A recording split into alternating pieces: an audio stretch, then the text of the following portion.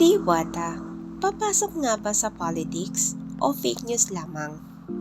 Trending ngayon sa social media ang pag-file ni Diwata ng candidacy for this coming election. Ang sabi, siya daw ang magiging boses ng mga vendors. Pero maraming mga nag-question. Ano ba ang kaalaman at kakayahan ni Diwata para maging boses ng vendors? Nagiging negatibo at iba naman ay positibong reaksyon ng mga Pilipino.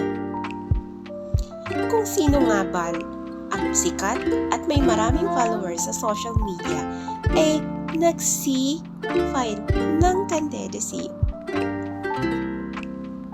Kaya maraming mga tao, lalo na dito sa ibang bansa, ang pinagtatawanan kung paano ba ang ganap sa pagtakbo sa politika sa Pilipinas.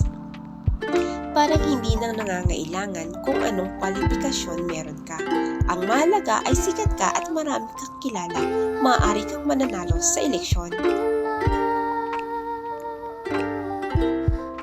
Kaya, ang iba naman ay natutuwa sa pagtagpo ni Diwata dahil siya ay alam niya ang hirap ng buhay. Kaya siya ang maging dahilan para tumulong sa mahihirap. Pero kung yun lamang ang naging basihan, di sana ang nanay kong magsasaka ay tumakbo na rin.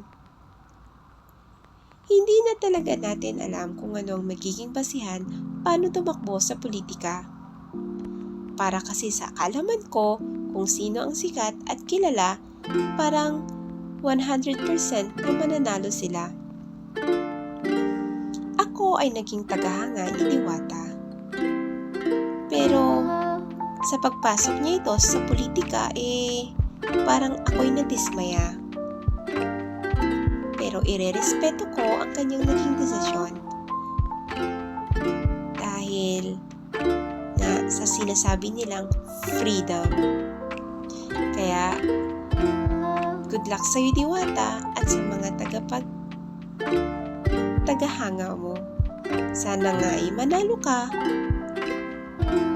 Or sana hindi ka magbago.